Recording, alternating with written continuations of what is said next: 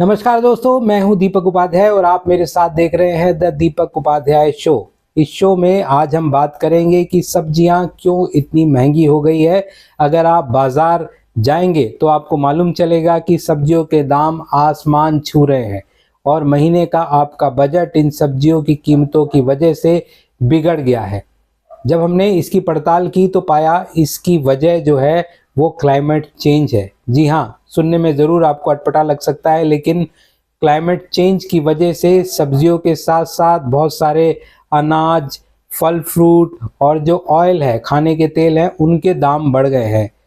इस साल जो सब्जियों के दाम बढ़े हैं उनके पीछे बड़ा रीज़न है कि इस बार जो बारिशें हैं वो सितंबर लास्ट तक चली है। मॉनसून बहुत लंबा चला है, इस वजह से जो सब्जियों की फसल अगस्त के लास्ट और सितंबर में बोई गई थी वो सब बर्बाद हो गई और इसीलिए सब्जियों का जो आपूर्ति है वो पूरी नहीं हो पा रही है। सप्लाई जो है वो नॉर्थ इंडिया की बजाय साउथ इंडिया से हो रही है या दूसरे राज्य से हो रही है जहाँ उतनी बारिश नहीं हुई थी, जहाँ पर सब्जियाँ कुछ बची हुई है और इसलिए वहाँ से यहाँ तक सब्जी आने में काफ़ी समय और लागत लग रहा है, इसलिए कीमतें इतनी बढ़ी हुई हैं। अगर आप बाज़ार जाएंगे तो आपको टमाटर जो है वो 80 से 100 रुपये किलो मिलेगा और आप ये जानकर हैरान हो जाएंगे कि ये टमाटर जो है बेंगलोर से दिल्ली में अभी आ रहा है। इसी तरह जो आलू है वो भी 25 से लेके 50 रुपये किलो तक आपको मिलेगा। जो 25 रुपये किलो वाला आलू है वो आपको कोल्ड स्टोरेज का आलू है जो पिछले साल कोल्ड स्टोरेज में रखा हुआ था। अमूमन इस समय तक वो आलू जो है बड़ी कंपनियां खरीद लेती है अपने चिप्स और बाकी दूसरे कामों के लिए, लेकिन इस साल वो आलू बाजार में आया हुआ है और वो भी काफ़ी अच्छी कीमतों पर।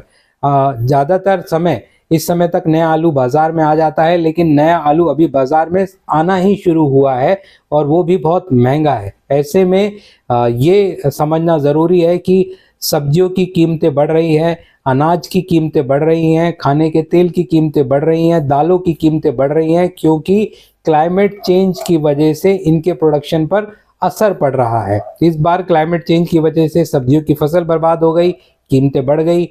अगर 1 डिग्री टेम्परेचर बढ़ता है, रिसर्च में ये पाया गया है, तो उसकी वजह से जो मोटे अनाजों का प्रोडक्शन है वो 5 से लेके 10% तक कम हो जाता है और 5 से लेके 10% तक अगर किसी भी फसल का प्रोडक्शन कम हुआ है तो इसका मतलब उसकी कीमतें बहुत ज़्यादा बढ़ सकती हैं। इंटरनेशनल मार्केट में भी इसको ट्रैक किया जाता है और जो ट्रेडर हैं वो भी इस बात का ध्यान रखते हैं कि कहाँ किस तरह का मौसम है और फसल कैसी हो सकती है।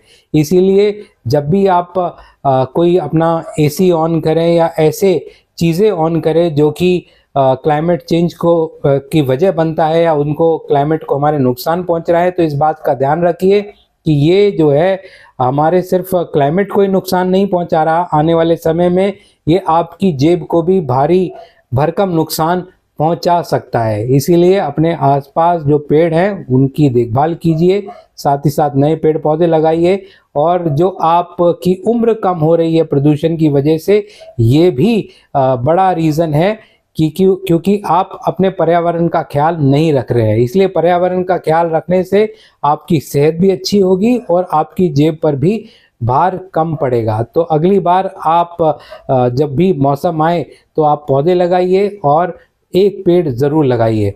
आज के लिए इतना ही। देखते रहिए द दीपक उपाध्याय शो। नमस्कार।